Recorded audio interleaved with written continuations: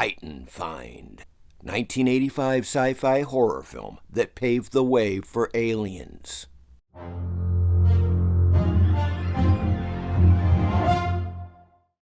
The CD unit says these structures are over 200,000 years old. Well, I can believe that. What do you think it is? I don't know.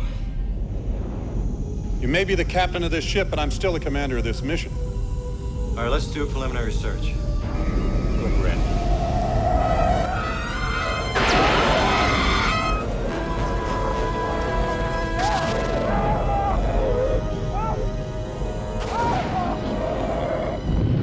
This creature slides. There's gotta be something on this ship we can use to kill it. It's been sleeping for 2,000 years. Until now. Greetings, fiends. It's your old pal Horror Mike with a new video on the sci-fi horror movie that paved the way for James Cameron's Aliens. Titanfind, aka Creature, from 1985, starring the vivacious Wendy Schaal, Stan Ivar, the black latex clad Diane Louise Salinger, Baywatch babe Annette McCarthy, and the one and only Klaus Kinski. Titanfind plot. A crew of scientists arrive on a distant cold planet to examine archaic artifacts of unknown origin. They discover that their German enemies, 9, already have a ship there. When they seek their help after a failed landing, they only find the Germans' bodies, obviously slaughtered by one of the archaic creatures, awoken to new life. And now, the alien is after them. William Monster Man Malone. Filmmaker William Malone cracked into the world of genre filmmaking in 1980 with his low-budget yet very effective creature feature, Scared to Death.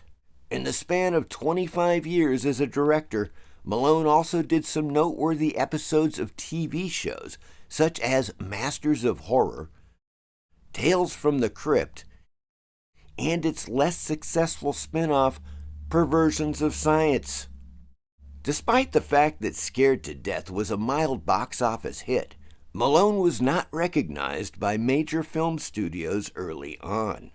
In 1984, with a grant of more than $1 million, Malone went back to the director's chair with Creature, aka Titanfind, which was also inspired by Alien. The film was nominated for a Saturn Award at the 1985 Academy of Science Fiction and Horror Films, hosted by Dr. Donald Reed. Setting the stage for Aliens. The special effects crew for Titanfind, many of whom belonged to the LA Effects Group Incorporated, worked on the 1986 film Aliens a year later. Special effects crew helmed in part by Doug Beswick as creature coordinator and miniature construction. Beswick did a ton of special effects work in the 70s and 80s, including Flesh Gordon, 1974, The Terminator, 1984, and Evil Dead 2, 1987. Other members of the LA Effects Group Inc. included Alec Gillis and the Skotak brothers. By 1985, Alec Gillis began working for creature effects legend Stan Winston. There, he met Tom Woodruff Jr., with whom he co-founded the creature effects studio Amalgamated Dynamics Inc., or ADI, in 1988. The duo received an Oscar for their work on Death Becomes Her, as well as nominations for Alien 3 and Starship Troopers. Titanfind on DVD.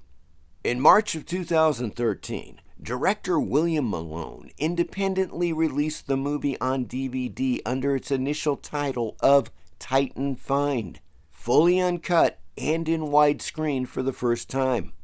Always be plugging. The book read by the female lead, Wendy Schaal, and said to have been read several times, in addition to being returned to her at the end of the film, is the novelization of Scared to Death, director William Malone's previous film. Creepy Kinky Kinski. The scene in which Melanie Bryce, Diane Louise Salinger, is groped by Hans-Rudi Hoffner was not scripted. Klaus Kinski improvised that one on the spot. Give it some scale. The opening scene where the scientist is asked to stand next to the creature's tube to give it some scale is almost a word-for-word copy of the scene from Jaws, where Hooper asks Brody to stand at the stern of the orca to get a picture with the shark. Public domain? Sometime after the film's release, the film apparently fell into public domain and has since received numerous VHS and DVD releases. Great sci-fi film references. When the survivors are talking about ways to kill the monster, Beth mentions a movie where people in the Arctic are trapped by a carrot. This is an obvious reference to 1951's The Thing from Another World. I saw a movie once where a group of people were trapped in an ice station by a carrot from another planet. Wait a minute! They killed it by electrocution. They set up a grid on the floor, and when they got it in position, they simply melted it away. Well, that doesn't do us much good, does it? No! Electrocuting it is not a bad idea. Additionally, when Beth plays chess with Stan, she says to him, quote, "After all, a commander doesn't have to have any brains, just a good strong voice," unquote. That's a reference to Forbidden Planet from 1956, where Dr. Morbius says to Commander Adams, quote, "A commanding officer doesn't need brains, just a good loud voice, huh?" unquote. And when the explorers discover the alien laboratory/zoo right around the 32-minute mark, one of them reaches out and pushes a device which partially lights up, adding its appearance with its distinctive and very smooth action as it moves, would seem to confirm that it is the same prop used in Forbidden Planet as the combination lock control from the Krell laboratory. Malone stifles Kinski. The scene in which Klaus Kinski is eating a sandwich was not scripted. He was eating it during a lunch break, and he refused to put it away when they continued filming. According to director William Malone, during the few days the actor was working on the set, Kinski was very difficult to work with. At one point, Malone finally lost his temper due to Kinski's eccentric antics and yelled at him to take the project seriously.